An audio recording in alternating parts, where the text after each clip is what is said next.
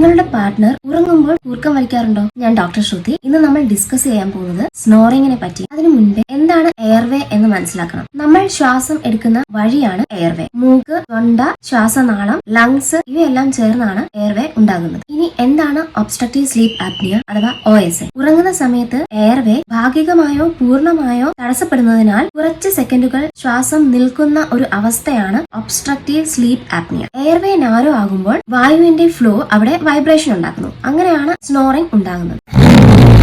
OSA ഉണ്ടാകാനുള്ള കാരണങ്ങൾ ഇവയൊക്കെയാണ്: ഒബേസിറ്റി അഥവാ പൊണ്ണത്തടി, large tonsils, deviated nasal septum, nasal block, alcohol intake, smoking habits, കാർഡിയലിന്റെ സ്ട്രക്ചറിലുള്ള പ്രോബ്ലം കൊണ്ട്. ഇനി പാർട്ട്നേഴ്സ് ശ്രദ്ധിക്കേണ്ട ലക്ഷണങ്ങൾ എന്തൊക്കെയാണ്? ഉറക്കെ കൂർക്കം വലിക്കുക, ശ്വാസം പെട്ടെന്ന് നിന്നതുപോലെയുള്ള ഒരു തോന്നൽ, ചോക്കിംഗ് അല്ലെങ്കിൽ ഗ്യാസ്പിംഗ് ഉണ്ടാകുക ഡ്യൂറിംഗ് സ്ലീപ്പ്, റെസ്റ്റ്ലെസ് സ്ലീപ്പ്, രാത്രിയിൽ ഉറങ്ങാൻ കിടക്കുമ്പോൾ അടിക്കടി ഉണരുക. ഇനി പേഷ്യന്റിൽ കാണുന്ന സിംറ്റംസ് ഇവയൊക്കെയാണ്: മോർണിംഗ് ഹെഡേക്ക്, പകൽ നേരങ്ങളിൽ ഉറക്കച്ചടവ്, ഉറക്കം കൂടുതലായി കാണുക, എന്തെങ്കിലും ജോലി ചെയ്ത് ക്ഷീണം ഉണ്ടാകുക, ഇനിയും വെറുതെ ഇരിക്കുമ്പോൾ അല്ലെങ്കിൽ TV കാണുമ്പോൾ, പുസ്തകം വായിക്കുമ്പോൾ ഉറക്കം, പിന്നെ പുവർ കോൺസെൻട്രേഷൻ, ഇറിറ്റബിലിറ്റി, ഉണർന്നെഴുന്നേൽക്കുമ്പോൾ dryness in the mouth. OSA treat ചെയ്തില്ലെങ്കിൽ എന്തൊക്കെ പ്രശ്നങ്ങൾ ഉണ്ടാകും? ബ്ലഡ് പ്രഷർ അധികമായി കൂടാം, ഹാർട്ട് സംബന്ധമായി പ്രശ്നങ്ങൾ ഉണ്ടാകാം, ഡയബറ്റീസ് അൺകൺട്രോൾഡ് ആവാൻ സാധ്യതയുണ്ട്, സ്ട്രോക്കിനുള്ള റിസ്ക് വളരെ അധികമാണ്, യാത്ര സമയത്ത് ആക്സിഡന്റ്സ് ഉണ്ടാവാനുള്ള ടെൻഡൻസി വളരെ കൂടുതലാണ്. എപ്പോഴാണ് ഒരു ENT സ്പെഷ്യലിസ്റ്റിനെ കാണേണ്ടത്? ദിവസവും ഉച്ചത്തിലുള്ള കൂർക്കം വലി, ഉറങ്ങുന്ന സമയത്ത്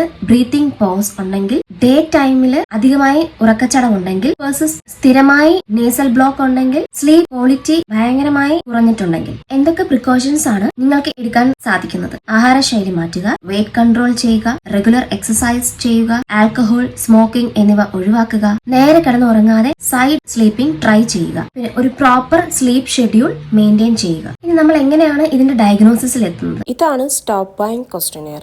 ഇതിൽ 8 ചോദ്യങ്ങളാണ് ഉള്ളത്.